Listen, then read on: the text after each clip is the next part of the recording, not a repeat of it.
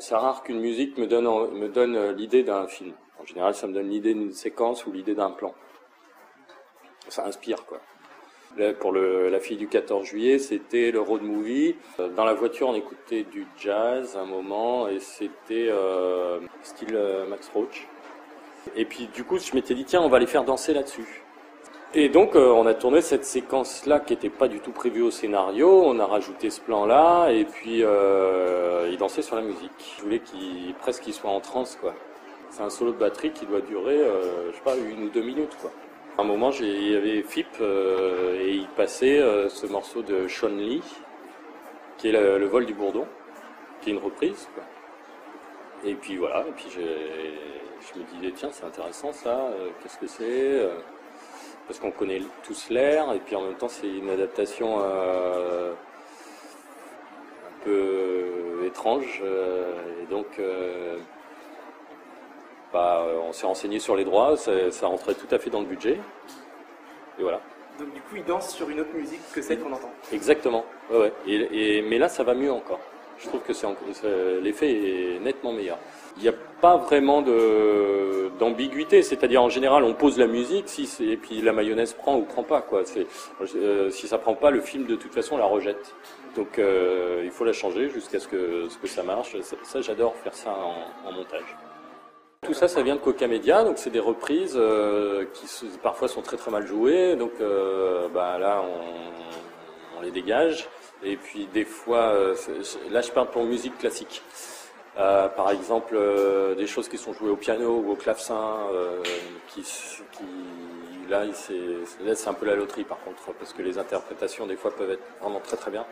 Et des fois, pas du tout comme on recherche. Il y a eu plusieurs fois où j'avais des musiques classiques que j'avais prises là sur des CD que j'avais emprunté à la discothèque ou j'avais entendu sur FIP et des choses comme ça.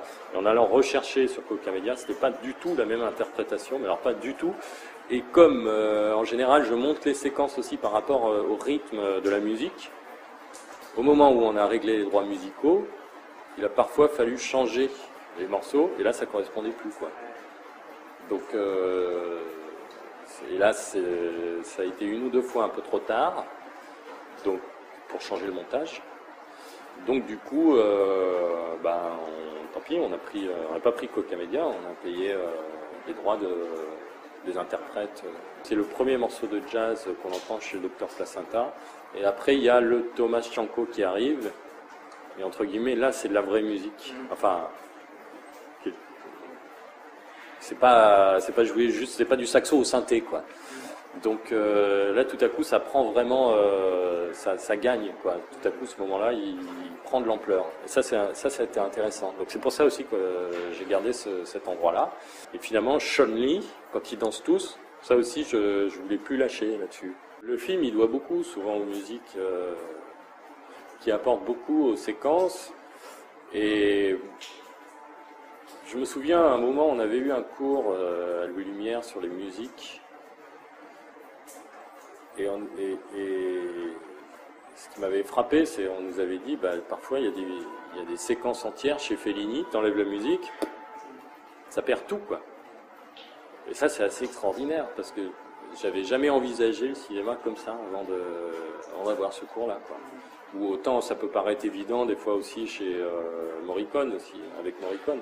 Sur la production, effectivement, ce qui moi m'a satisfait, c'est que je me suis aperçu que effectivement, on allait dans le même sens, c'est-à-dire qu'il y avait le sens du film, quoi. Autant qu'un décor, la musique est parfois extrêmement importante pour que la scène elle fonctionne, pour avoir un sentiment qui fonctionne. On savait que la musique, il fallait un budget de toute façon, parce que de toute façon, Emmanuel a produit un de mes courts-métrages avant, et il a vu mes autres, forcément. Donc il sait que la musique est importante dans mes films. Donc du coup, on sait qu'il y a, après en post-production, il y a forcément un budget à réserver exprès pour ça, quoi. Ou alors, il faut que ce soit prévu dès le départ. C'est-à-dire que le producteur me dise, voilà, tu fais un film, il n'y a pas de musique. À ce moment-là, je dis d'accord, je m'arrange pour que, ça se pense dès le tournage, quoi. Sinon on est foutu. On peut pas, disons que là, on pouvait vraiment pas se permettre d'être devant le fait accompli de, écoute, Antonin, t'enlèves toutes les musiques et puis on sort le film, quoi. Bah non.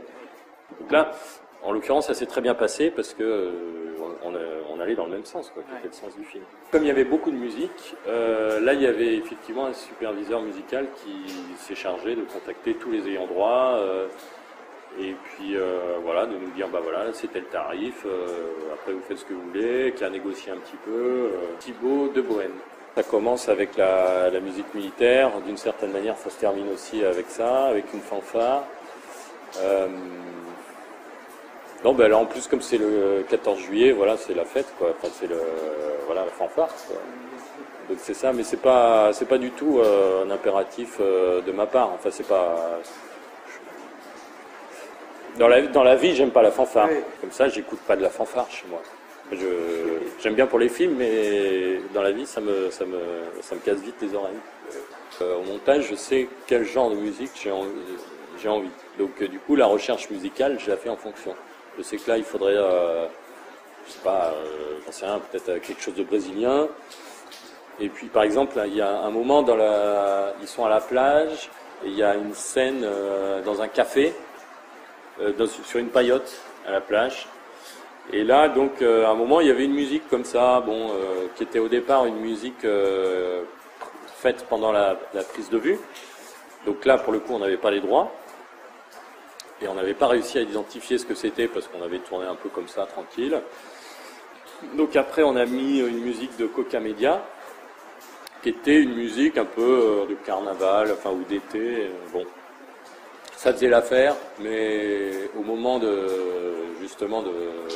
mettre à plat tous les droits, je me suis dit, elle est bien, mais en fait, elle est pas bien cette musique. Enfin, elle fait juste le boulot. Mais ce que je voudrais, c'est une musique qui mette la scène un cran au-dessus. Et du coup, là, j'ai cherché, je sais pas très longtemps finalement, une ou deux journées, quoi. Mais en écumant vraiment toutes les musiques un peu estivales sur Coca Media. Et puis là, je savais ce que je voulais pas, ça c'était évident. Et sinon, en fait, on peut chercher avec le tempo, des choses comme ça. Donc là, voilà. Et puis finalement, j'ai réussi à trouver. Et en la mettant, ça collait parfaitement. C'était beaucoup mieux. Ça, c'était à l'étape du montage son, par exemple. Comme moi. À boire, s'il te plaît.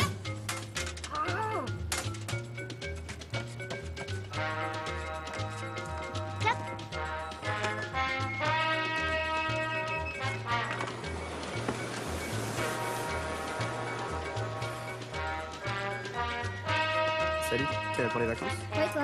Moi je pars ce soir pour la rentrée. Moi, pareil. Tu sais, je suis pas encore une amourette cet été. On danse? On s'embrasse?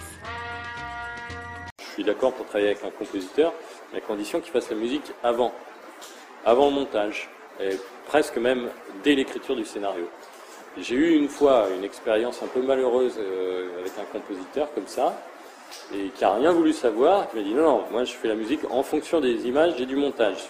Ben, oui, mais moi j'en ai besoin aussi pour filmer, savoir un peu ce qu'il va y avoir dedans. Il en a fait qu'à sa tête, il s'est pointé vraiment le jour du mixage en disant voilà, on va la mettre là. Ben non, désolé, moi j'ai monté comme s'il n'y avait pas la musique, et puis on en a mis une autre qui est mieux, tac, donc il n'était pas content. Et vraiment, je lui ai dit, tu vois, ça c'est nul ce que tu as fait, parce que tu me l'aurais présenté avant, c'était une musique de James qui n'était pas trop mal, mais vraiment il n'y avait plus la place. Quand avec le mixeur on l'a posé, on a dit bah non, il n'y a plus la place, ça prend trop de place. Enfin, c'est ce que je disais tout à l'heure, le film la rejette, il n'en veut pas du film la musique. Donc voilà, on la met de côté.